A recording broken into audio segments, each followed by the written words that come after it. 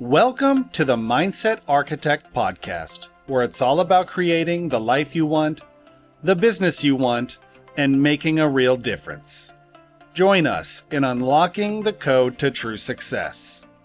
And now your host, Tony Caliendo, Master Coach with Rethink Coaching.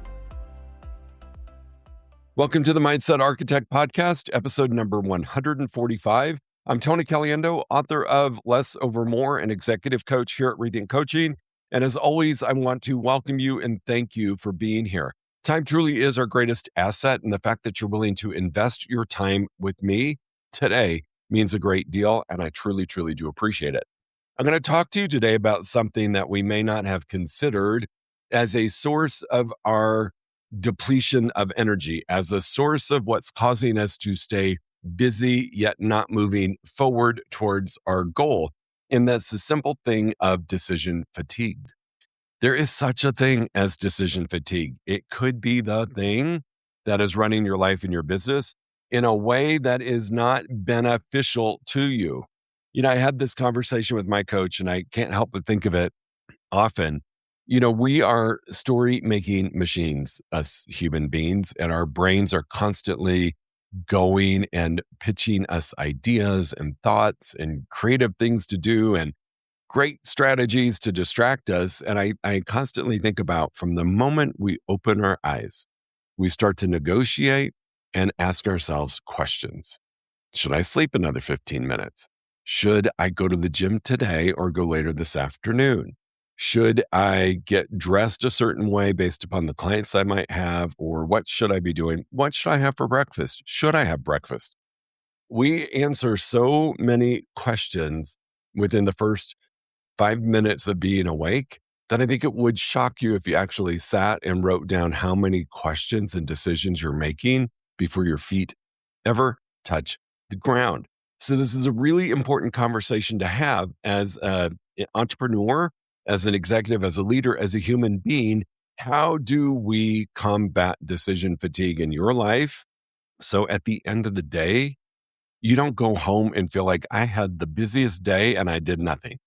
And I promise you, when you have those moments, it's because you've been faced with too many decisions.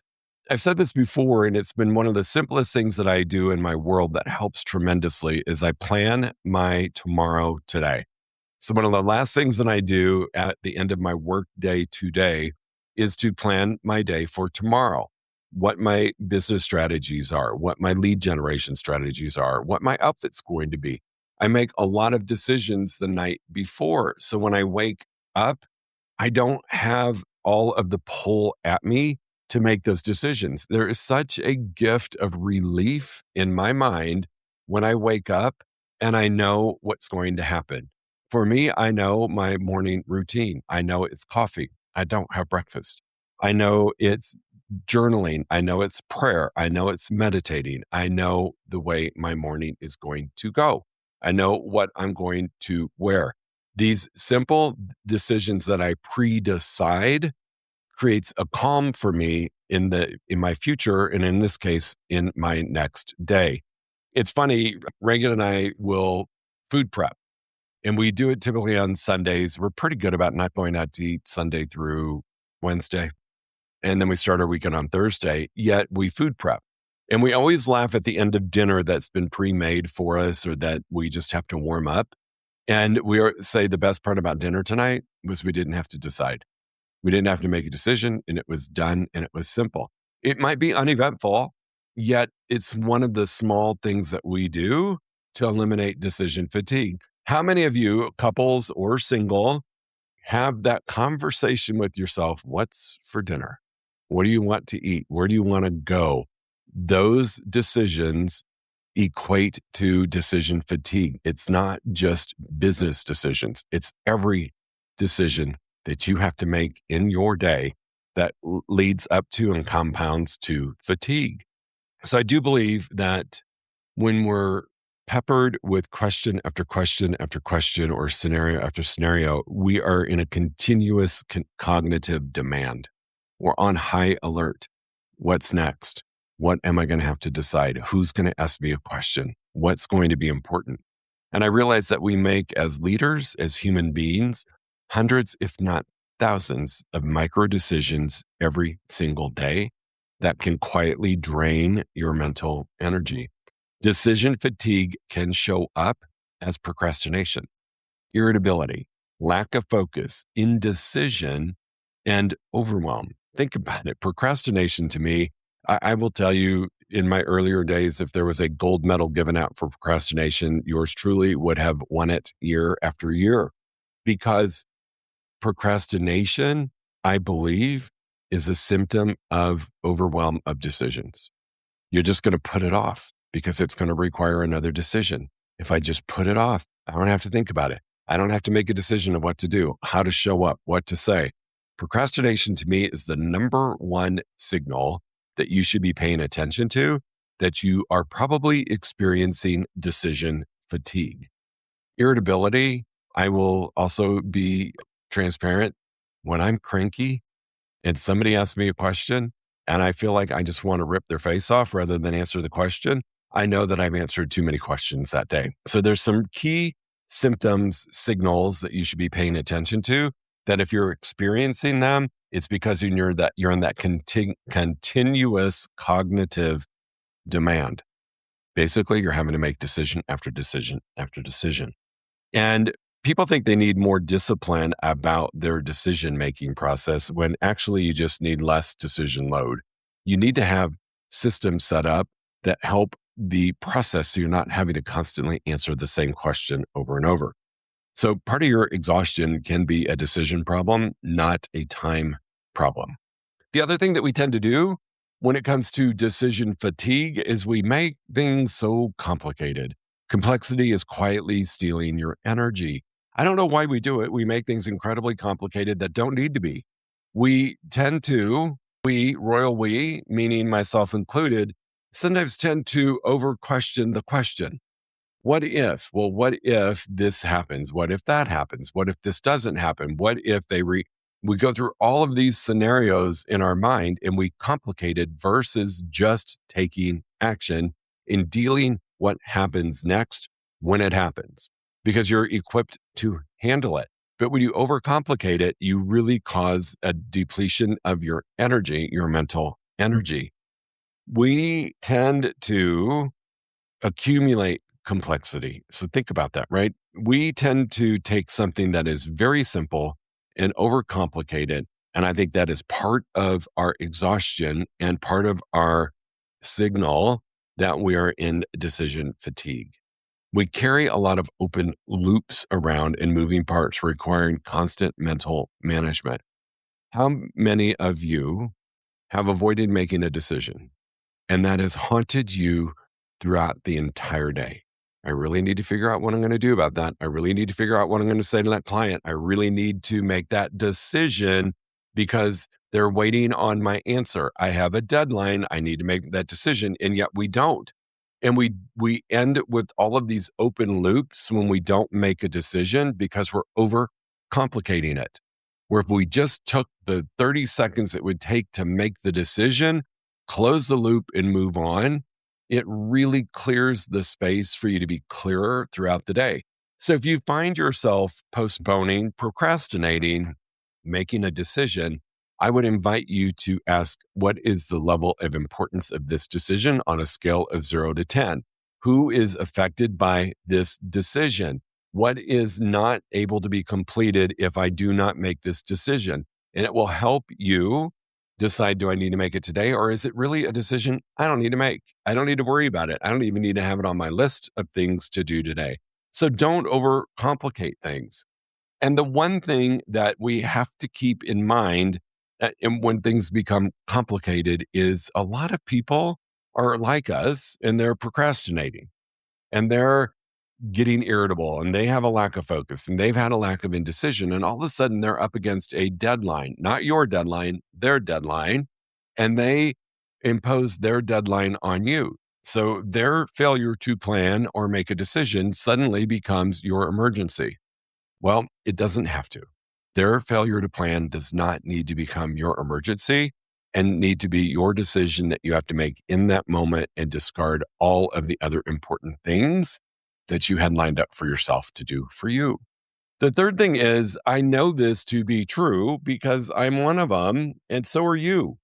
Why successful people eliminate decisions. So many successful people preserve energy through simplification, not just discipline. So this is the opposite of what I was saying earlier, right? We tend to overcomplicate things. We make things very complex with the what ifs, shoulda, coulda, woulda. We need to have defaults. We need to have routines, boundaries, and operating rhythms that reduce repeated mental negotiations. This is where having systems and standards in place really, really help. When I find myself having to make the same decision multiple times, either that day, that week, or that month, it is a sign to me that I'm deficient in one of my systems, that I'm deficient in one of my standards. When you have systems and standards in place, decisions are really unnecessary because it's outlined for yourself and anybody else that might be in your organization or in your world that is looking for some guidance. What I love about this is that it's structure, it's not restriction, right? So having standards in place, having systems in place is really about structure, not like controlling restriction. But what it does best, it preserves your energy. You know, our brains are constantly looking for the simplest path forward to conserve energy.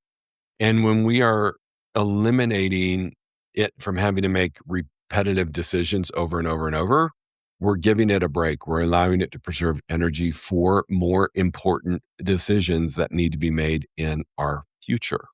Many times, too much freedom of choice creates clutter instead of freedom. So simplify, eliminate, create your boundaries, have your systems and standards in place. Where could we create simple defaults for reoccurring items in our life, in our business that can be handled without us?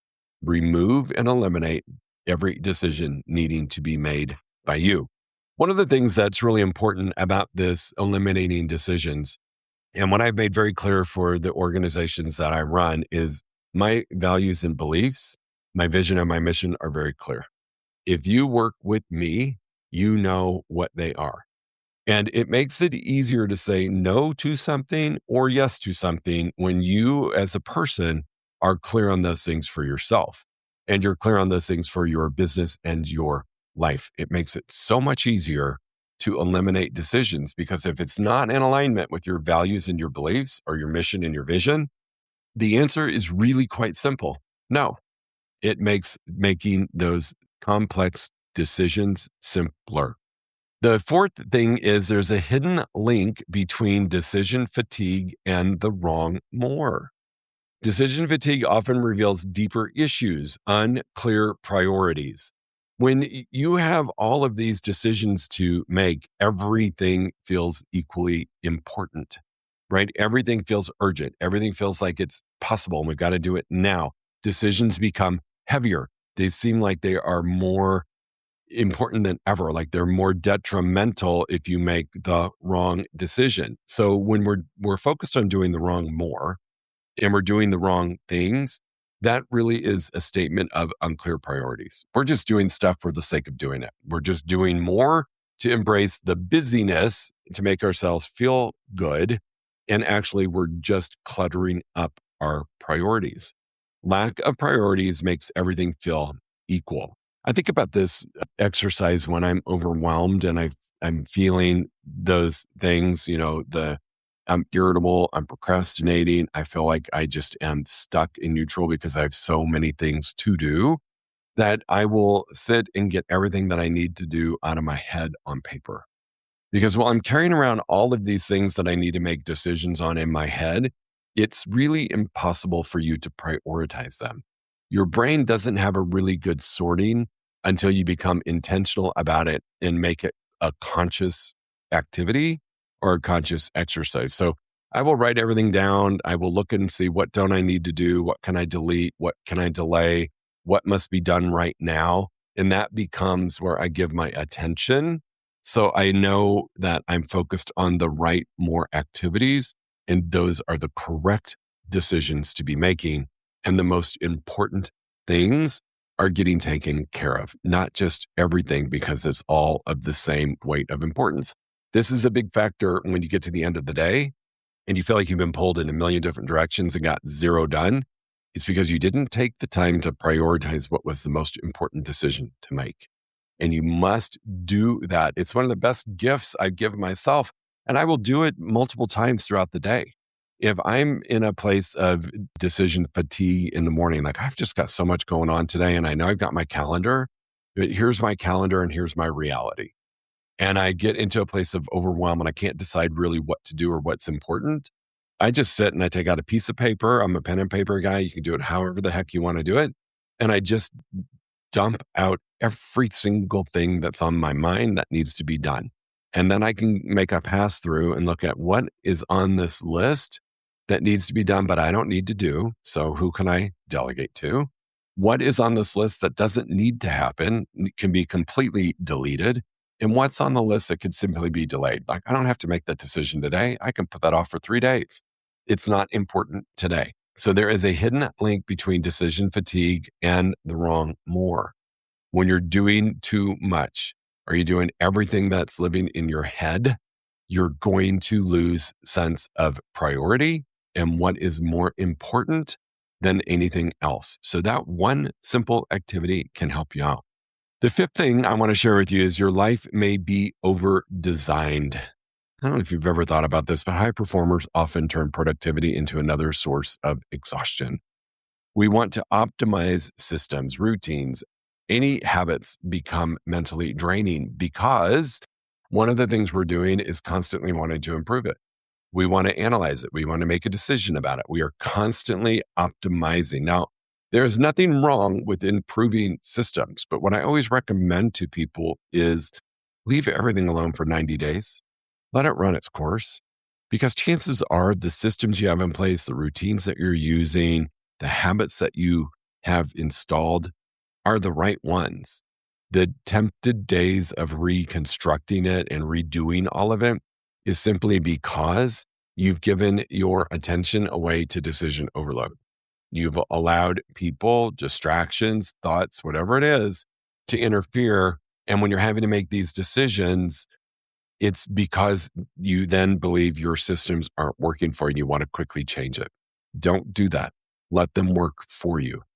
Test them for 90 days and see. Just get in the place of trusting the decisions you made about the systems and routines that you have in place, that they're the right ones.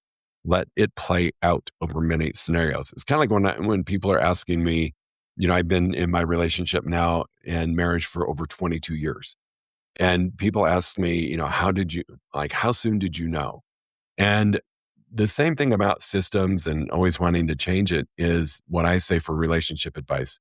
Go through a year where you've got holidays, probably a sickness, probably some tragedy has happened or something of significance has happened. You've got to let it play out to test to make sure that the relationship is strong enough to weather that. Same thing with your systems and your routines. Let it go. Let it play out for a while to make sure it's good. So don't overmanage, don't overcomplicate. Do not constantly be working on your systems, because that is a major energy drain that you don't need to do. Trust that your systems that you created are good or good enough. And then we can tweak them in 90 days or 120 days, because then you'll have a better sampling of what needs to be done. But that is one thing that can put you in overload about decisions, is what system do I need to change? What step of this do I need to change? And then if I change that, it changes what else? And you're going down this huge laundry list and getting yourself into decision overload. And lastly is, how do you reduce decision fatigue starting now? And what I know is you don't solve decision fatigue by becoming stronger. You become it and solve it by being simpler. It's my whole philosophy of less over more in the book I wrote. It's not about more. When you make things simple, when you let go of the wrong more, when you subtract things that don't matter, that don't warrant your time to make a decision, it can make things so much simpler for you. The other thing that I would say, if you're leading a team and they're constantly coming to you for a decision, you've not done a great job as a leader to teach them how to think and make a decision on their own. I got to the point in my organizations, and people who work with me will tell you this. If they come to me with a question, I don't answer it. I typically will ask them, what would you do? What do you think I would do? And every time I did that, it was training them to come to me with a solution, not just a question. So I didn't have to make a decision. And we base our decisions here on a very simple concept.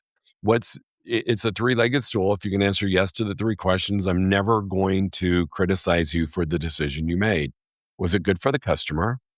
Was it good for you, the business? And was it good for our financial standing? Was it profitable? If those three decisions are a yes, if those three answers are a yes, then make the decision. You don't need to come to me. If I would have made a different or better decision, I might talk to you about it. But chances are I'm just going to reward you for making a dang decision. And then you're going to come to me less and less. So I don't want you to own everybody else's stuff to have to make decisions for them. Think about it. They're in decision fatigue as well. So how easy is it to go to your report and say, hey, tell me what to do? We constantly need for people to be able to learn how to make their own decisions. Create your operating principles to eliminate repeat decisions. So again, if you're making the same decision over and over, chances are you don't have a standard or system in place. Put one in place.